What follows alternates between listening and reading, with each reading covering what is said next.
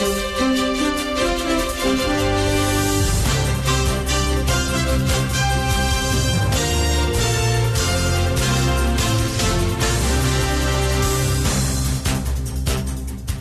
good morning. Welcome to the Joy Business Report live on Joy 99.7 FM and KTU Radio in Koforidua. Coming up, Agribusiness Chamber warns Ghana could face shortage of onions due to coup in Niger. We'll tell you why. Also, economist Dr. Ishmael Yamson casts doubts over World Bank's projection on Ghana's economy recovering by 2025, insisting government is not ready for the strict adjustment that will move the country to a new level.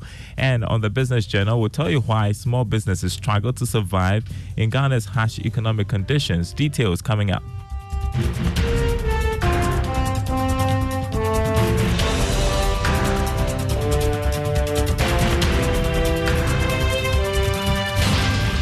Thanks for being with us. Happy Friday, everyone. First up, Agribusiness Chamber is warning Ghana could face shortage of onions due to the coup in Niger, where importers heavily rely on the vegetable for Ghana's local markets. Now, Ghana imports about $36 to $40 million worth of onions annually from Nigeria, Niger, and Burkina Faso.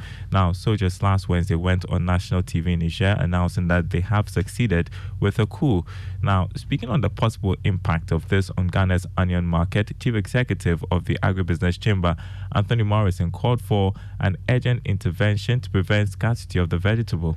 The fact that we import such a huge quantity from Niger gives us a worry and the concern that we may be seeing some increases in the onion prices. But we do hope also that we do have enough stock on the market that could contain the situation for at least for the next 2 weeks. We do not know if our traders will be able to go to Niger buy onion, the current situation. So we will have to dialogue with the national security and all the ECOWAS protocol to see how this food trade could be possible. You had Chief Executive Officer of the Agribusiness Chamber, Anthony Morrison. Economist Dr. Ishmael Yamson is casting doubts over the World Bank's projection of Ghana's economy recovering by 2025.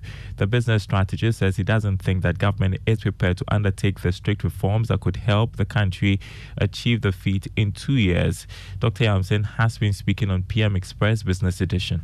They are assuming for us that we are going to stop doing all the bad things we used to do. That's the first thing. That's a very fundamental assumption. These guys are going to be straightforward, disciplined.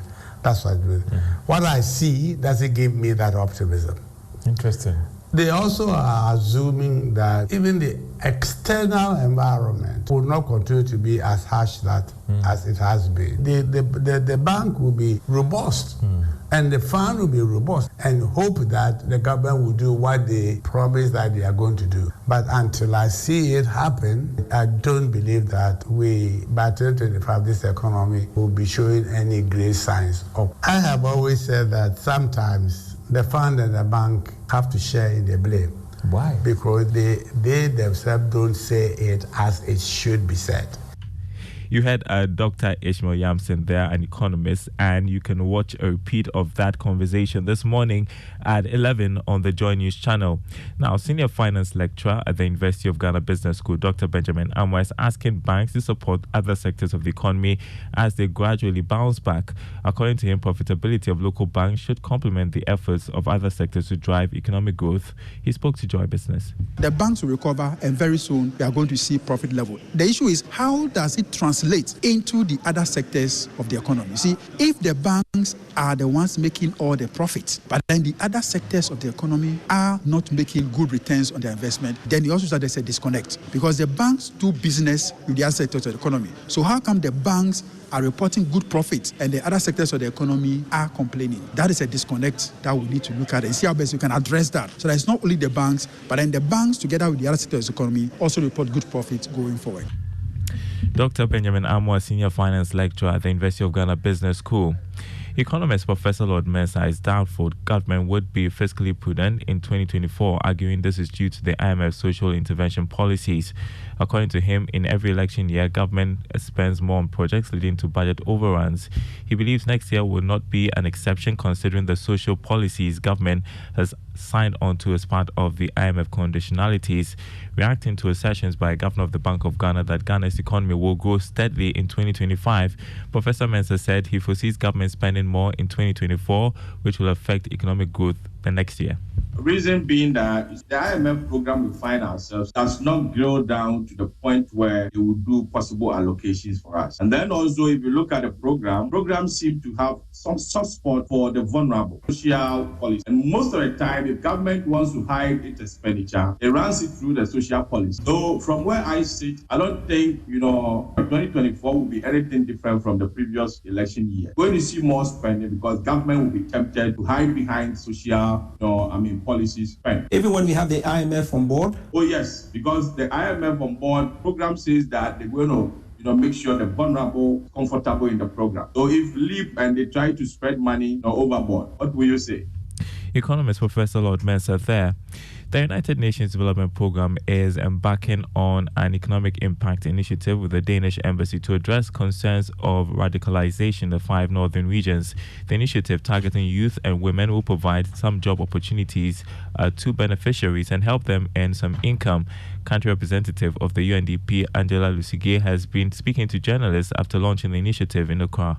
Not only of spillovers that are coming from across the border, but also some of the socioeconomic and other risk factors that they're experiencing.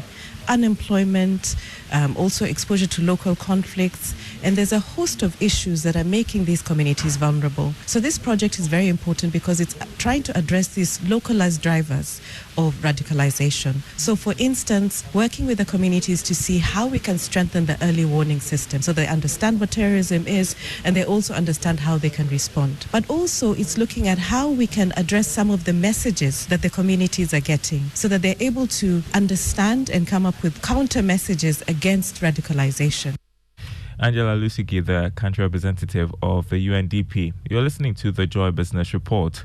Entrepreneurs in Ghana face many challenges in their quest to expand and sustain their businesses. Some of these small businesses collapse within a short period of their inception.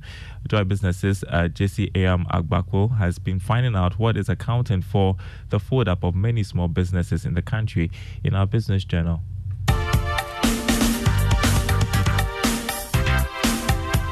The high unemployment rate in Ghana continues to alarm the country's youth and successive governments.